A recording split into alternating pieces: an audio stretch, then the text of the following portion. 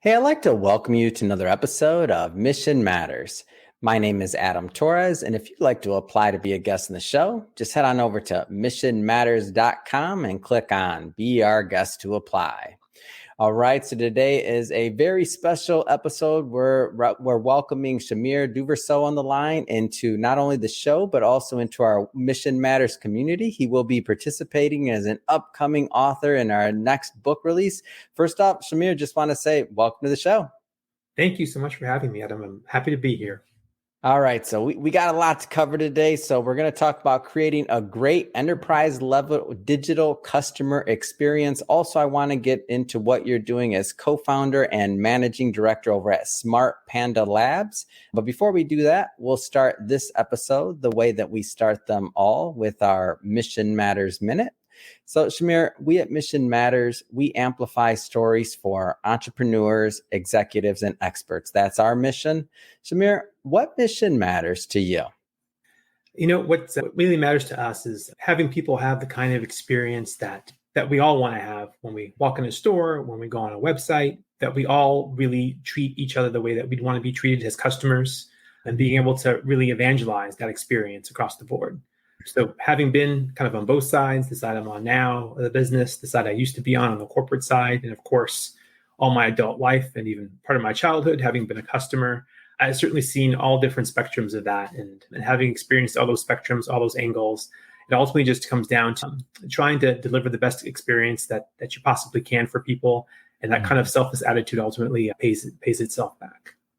Fantastic. Love bringing mission-based individuals on the line to share, why they do what they do, how they're doing it, and really what we can all learn from that so that we can all grow together. So great having you on. And let's start a little bit to get this kicked off. Let's start a little bit further back in your career. So how did you get started as an entrepreneur? Like, where'd all that begin for you? Yeah. So as I kind of mentioned, I started in the corporate world, spent most of my time there. And over the course of my time there, worked with a lot of different partners, both internally in those different organizations and externally with different agencies. But one thing that happens when you're in the corporate world for long enough is you get a bit frustrated by the red tape, frustrated by the bureaucracy of everything that's happening and what's going on, just not getting the answers and the kind of help that you truly need. And eventually that frustration just kind of boiled over into the fact of kind of feeling like, you know what, I can do this. I can do this at least just as well, if not, better than a lot of the partners that I'm working with, the groups that I end up working with and paying a lot of money to.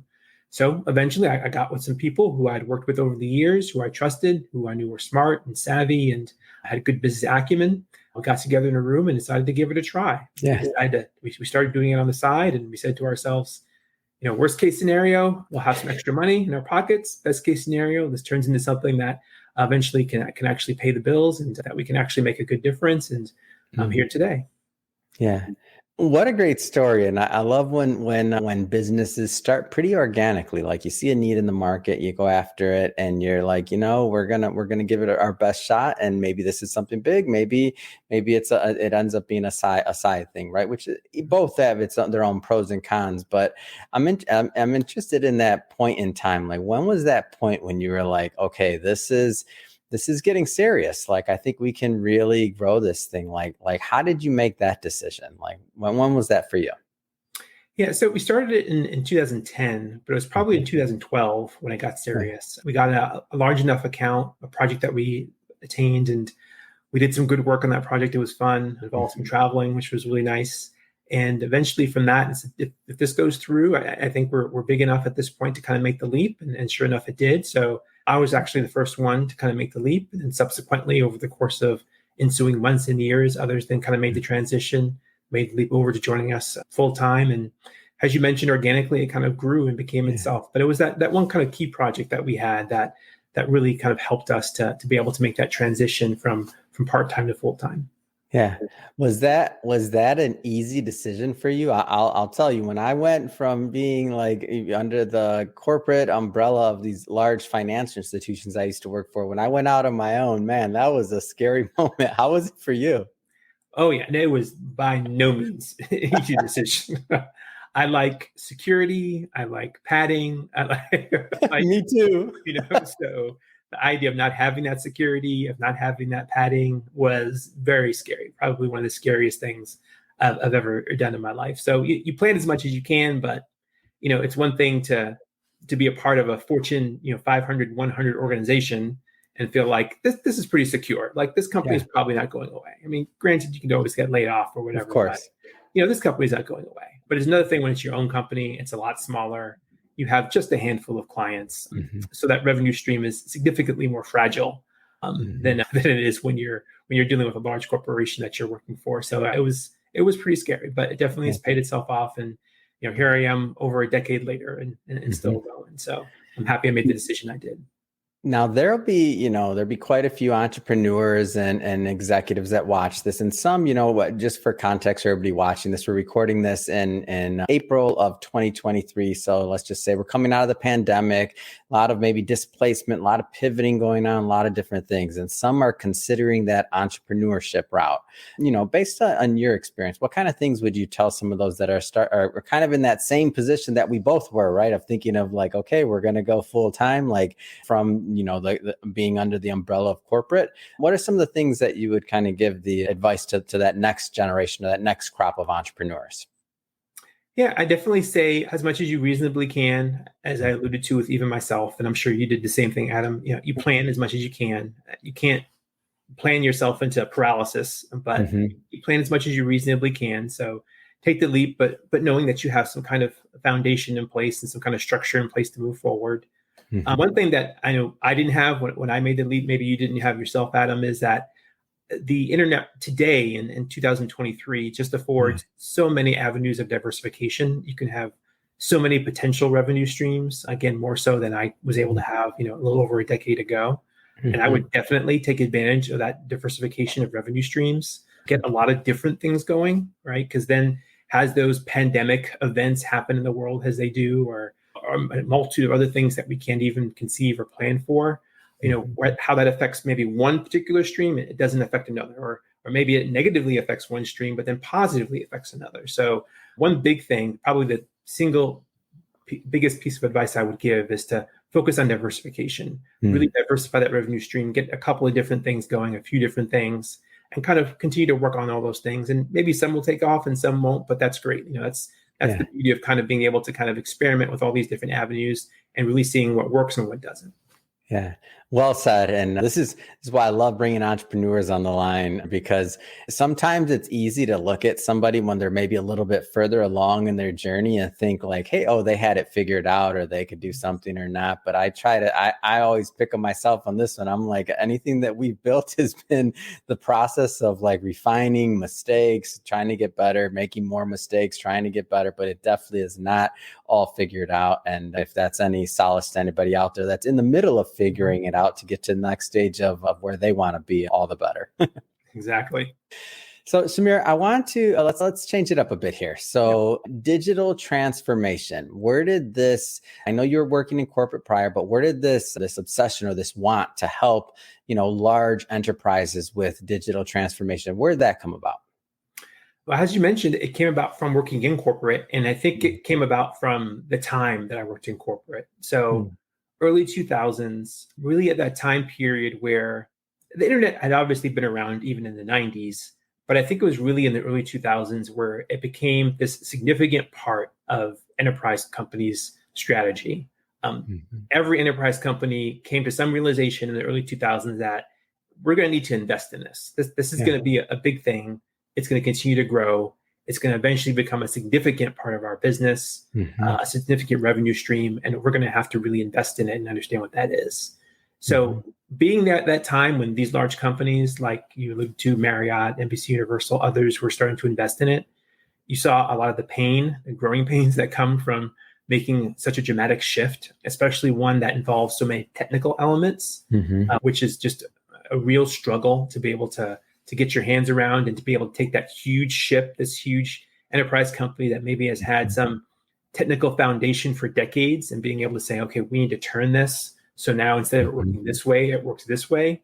That was hard. That was painful for so many companies. And going through that and experiencing that helped me to see that, there's going to be a lot of companies that for a long time are going to need a lot of help making that shift, really turning that ship and enabling themselves to be able to develop the experience that continues to grow and evolve each and every day.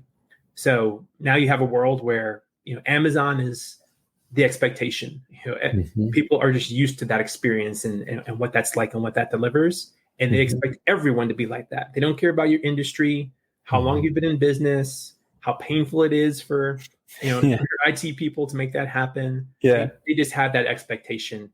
And much different than it was in the past, as consumers, they can drive that expectation, right? They really have much more control.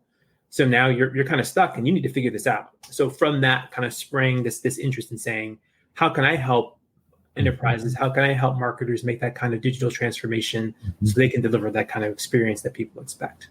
Yeah. To go just a little bit further into the topic, could you maybe help define, for the context of this conversation, what digital transformation means, and specifically maybe some of the early stages that you're helping companies with, just to give us some examples?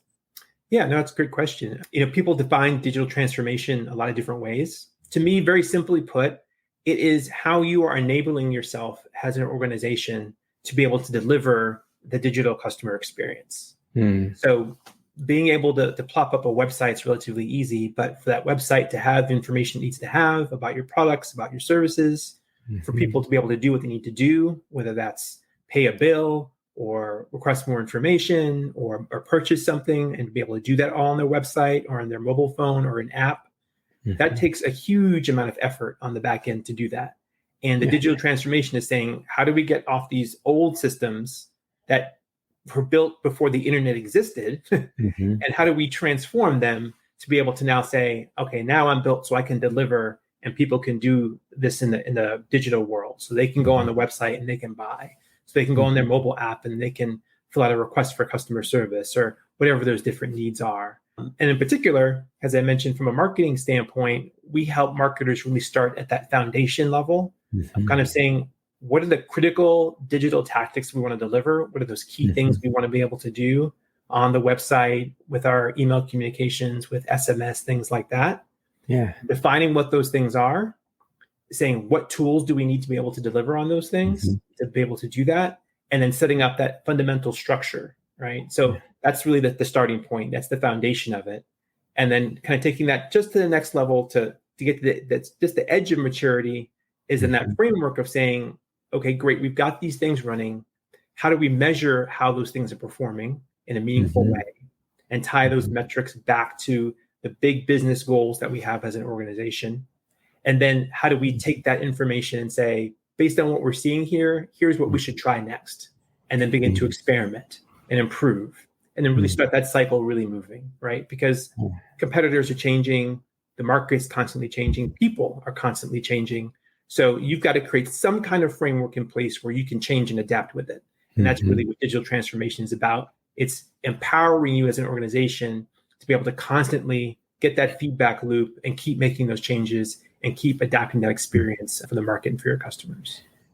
So help me understand this a bit, Samir, because, mission matters. We're not enterprise level yet. When I think about some of the things that you're mentioning with, email and helping with email or a website journey or user experience, when I think of mission matters, we're obviously using, off the shelf things, pretty straightforward. We might use Zapier to connect something or some API, or it's nothing too complex at the level that we're at, but you're working with large enterprises. Can you maybe help me wrap my head around what it takes to bring somebody, let's just say, up to date when it comes to something like email or a website journey?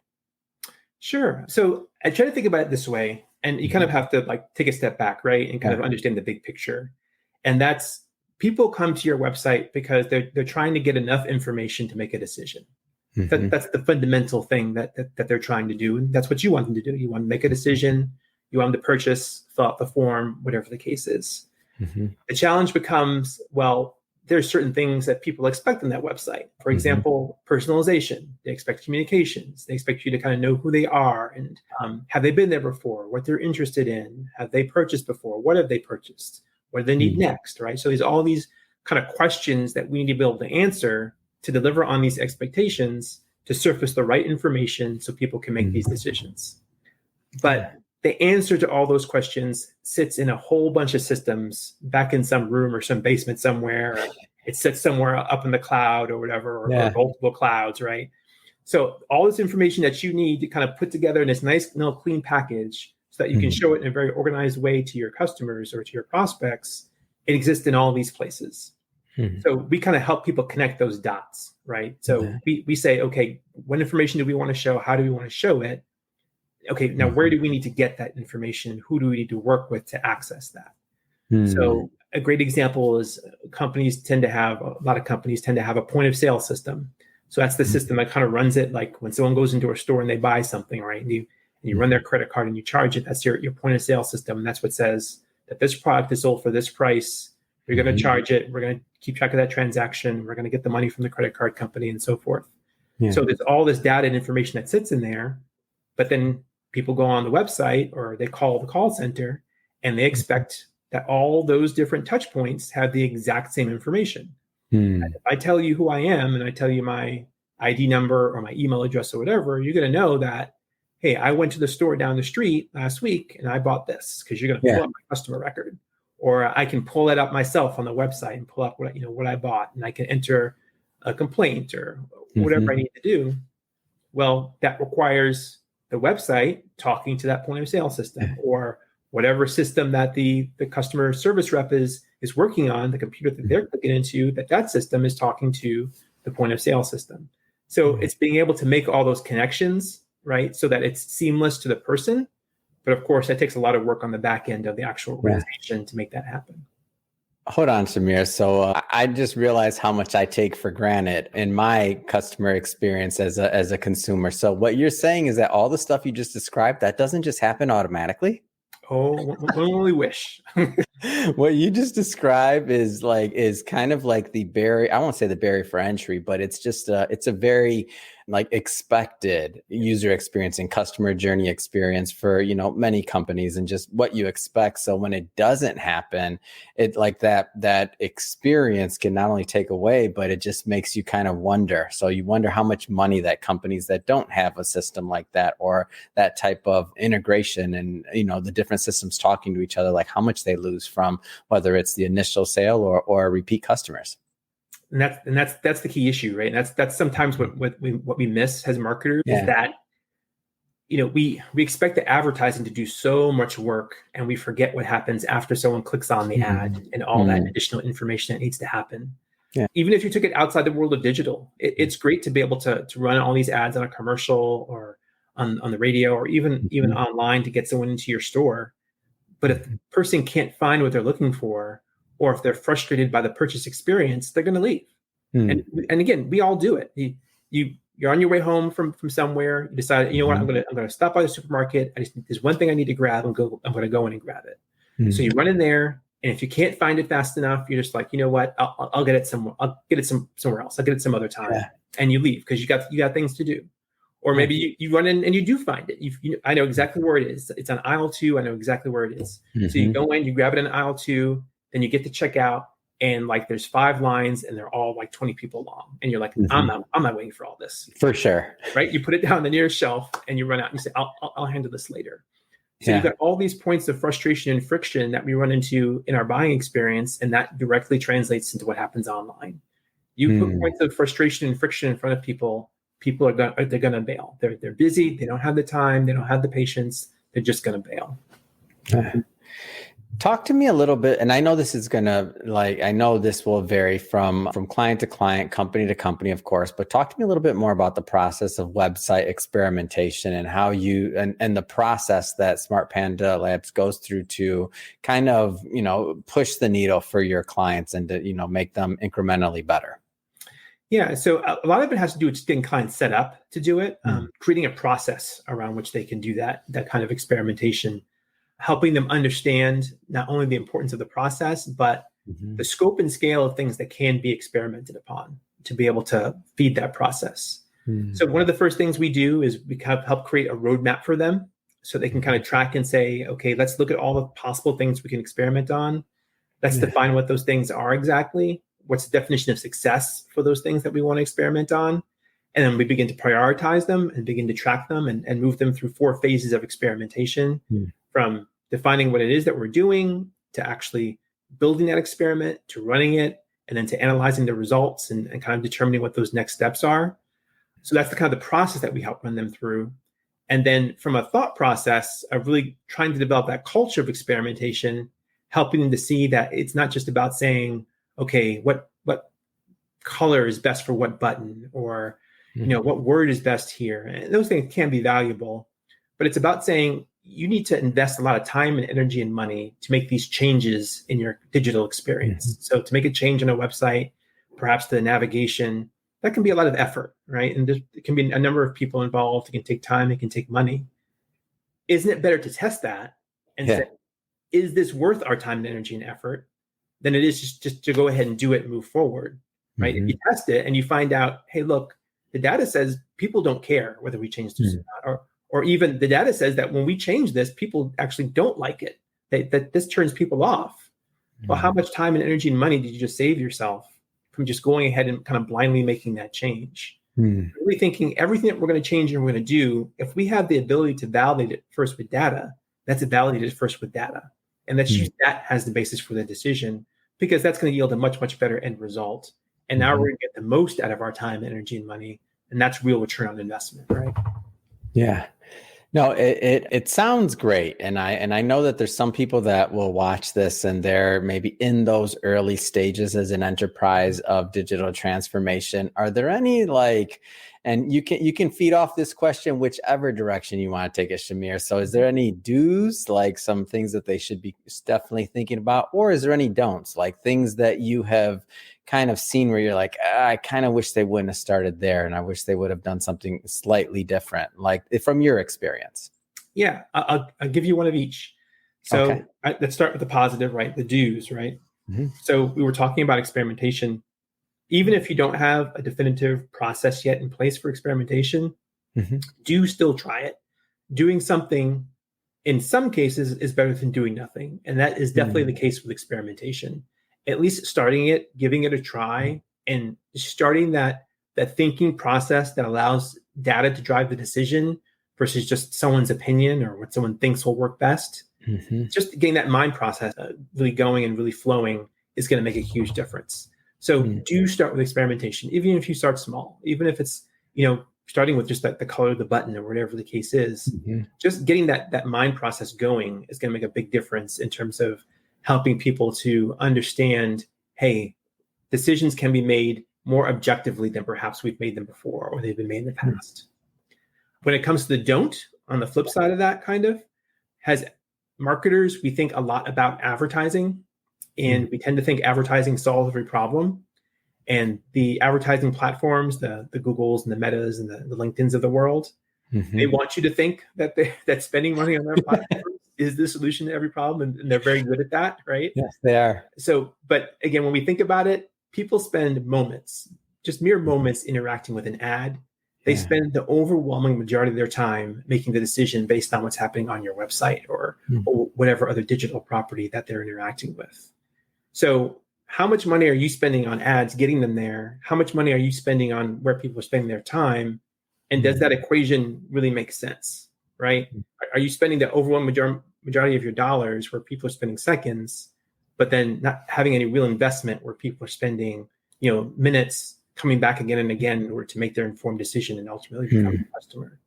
What's that balance? So don't be fooled by thinking advertising is the solution to every problem.